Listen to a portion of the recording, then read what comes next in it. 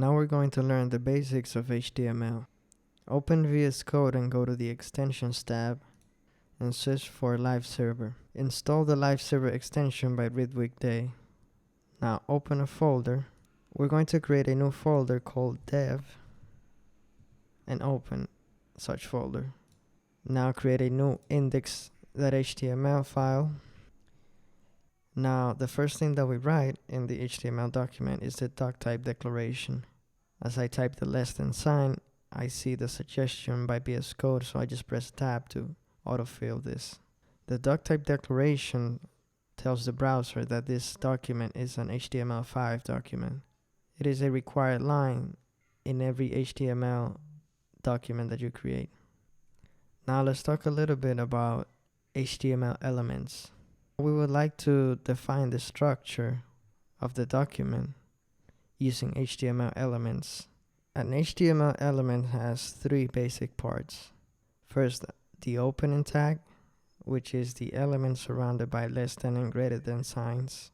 Then the content, which can be text or other elements. And the closing tag. Notice the difference between the closing tag and the opening tag is this slash here. All of this composes one element. In this case, we have one h1 element with a content of lorem ipsum.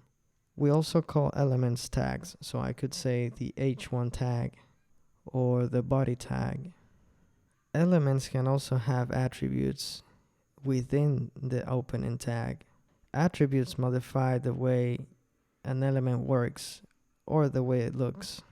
We're going to learn more about the anchor tag, but in this case, what the attribute is doing is saying that this anchor tag points to the bio page. So we have the href attribute with a value of /bio. Here we also have the class attribute with a value of underlined. Now let's keep writing the HTML document.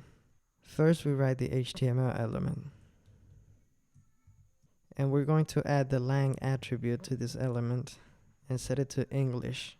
In order to set it to English, we use the en. The language attribute defines the language of the document.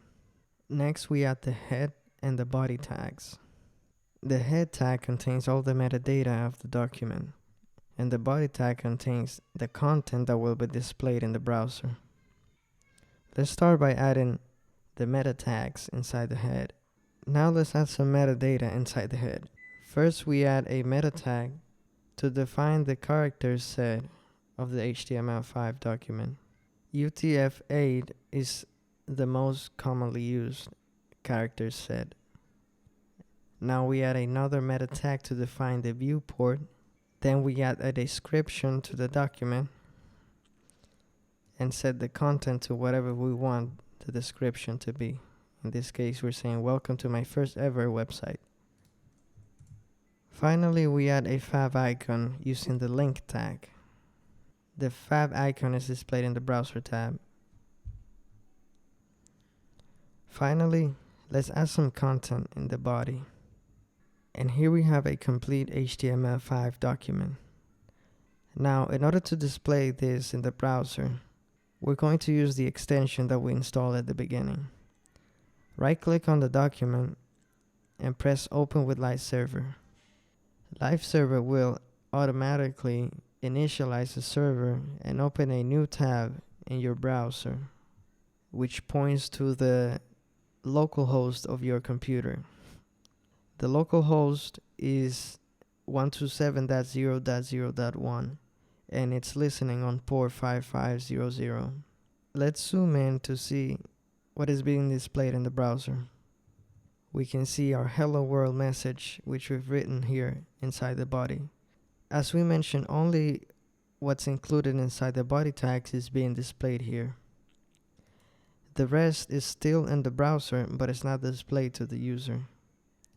If I, for example, remove this hello and save the file, Live Server will update the website and show the changes. Let's go over the elements inside the head tag again. If you see the title is being displayed here in the browser tab, if I modify this and say delete your first and save the file, we see the change in the browser tab. The viewport setting that we defined is a standard setting, and the viewport is everything in white here. The description is not visible to the user in the page itself. In a search engine, they will see the description.